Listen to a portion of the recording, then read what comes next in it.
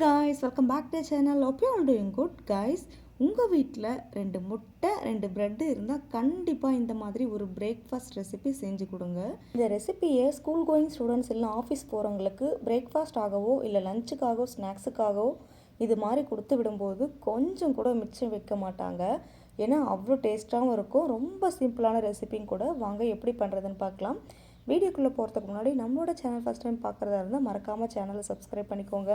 இந்த ரெசிபி பண்ணுறதுக்கு முதல்ல ஒரு பவுலில் 2 முட்டையை உடச்சி ஊற்றிக்கோங்க. அப்புறம் இது கூட தேவையான அளவு சால்ட்டு சேர்த்துக்கோங்க. சால்ட்டு சேர்த்துட்ட பிறகு கூடவே ஒரே ஒரு பிஞ்ச் அளவு தனி மிளகாய்த்தூள் சேர்த்து நல்லா பீட் பண்ணிக்கோங்க.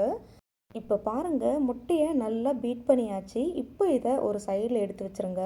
அடுத்ததாக 2 பிரெட் எடுத்துக்கோங்க.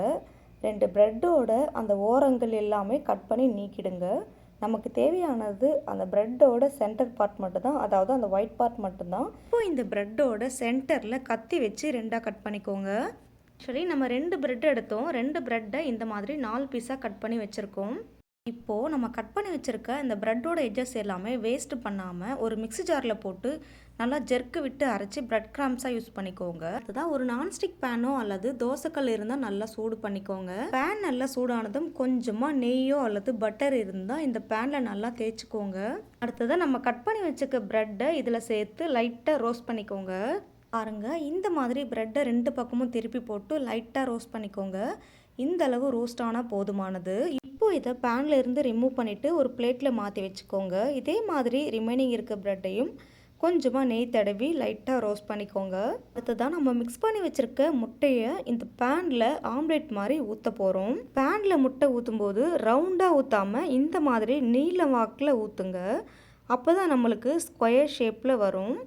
ரவுண்டாக ஊற்றும்போது நமக்கு ஷேப் கிடைக்காது. அதனால் முட்டையை ஊற்றும்போது இந்த மாதிரி நீல வாக்கில் ஊற்றும்போது நமக்கு ஸ்கொயர் ஷேப் கிடைக்கும். முட்டையை சேர்த்துட்ட பிறகு 4 பக்கமும் ஒரே மாதிரி ஸ்கொயர் ஷேப்பில் இருக்கிற மாதிரி தடவி விட்டுக்கோங்க. இப்போது அடுப்பை லோ ஃப்ளேமில் வச்சுட்டு இந்த ஆம்லேட் கம்ப்ளீட்டாக வேகிறதுக்கு முன்னாடியே நம்ம ரோஸ்ட் பண்ணி வச்சுருக்க ப்ரெட்டை இந்த ஆம்லேட்டோட சைடில் சேர்த்துக்கோங்க.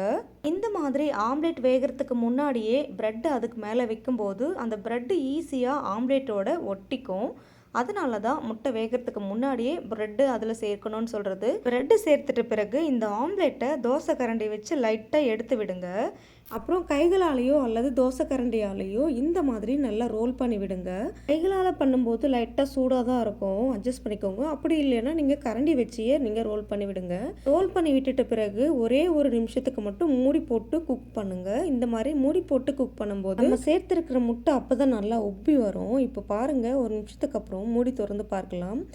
எவ்வளோ சூப்பராக உப்பி வந்திருக்கு. இதே மாதிரி திருப்பி போட்டு மூடி போட்டு வேக வச்சுக்கோங்க. பாருங்கள், 2 பக்கமே நம்மளோட பிரெட் ரோல் நல்லா மூடி போட்டு வேக வச்சு எடுத்தாச்சு. பாருங்கள் எவ்வளோ ஃப்ளஃபியாக இருக்குது. அதிலே ரிமைனிங் இருக்கிற முட்டையும் இந்த மாதிரி நீல வாக்கில் ஆம்லேட் மாதிரி ஊற்றி அதுக்கு மேலே ப்ரெட்டை வச்சு லோ ஃப்ளேம்லேயே மூடி போட்டு குக் பண்ணி எடுத்தால் நம்மளோட சூப்பரான பிரெட் ரோல் ரெடி ஆகிடும். அவ்வளோதாங்க, நம்மளோட சூப்பரான bread roll bread omelette ready ஆகிடுச்சு. இது ரொம்ப சிம்பிளான ரெசிபிங்க. இந்த ரெசிபி பண்ணுறதுக்கு ஹார்ட்லி ஒரு 10 மினிட்ஸ் கூட தேவைப்படாது. அதுக்குள்ளேயே நம்ம சீக்கிரமாக முடிச்சிடலாம்.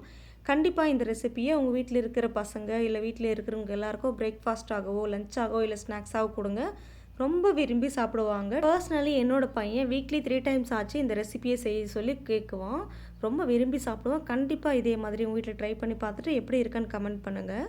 அண்ட் இந்த வீடியோ உங்களுக்கு பிடிச்சிருந்தா லைக், ஷேர், கமெண்ட் மறக்காமல் சப்ஸ்கிரைப் பண்ணுங்கள். தேங்க்யூ ஃபார் வாட்சிங்.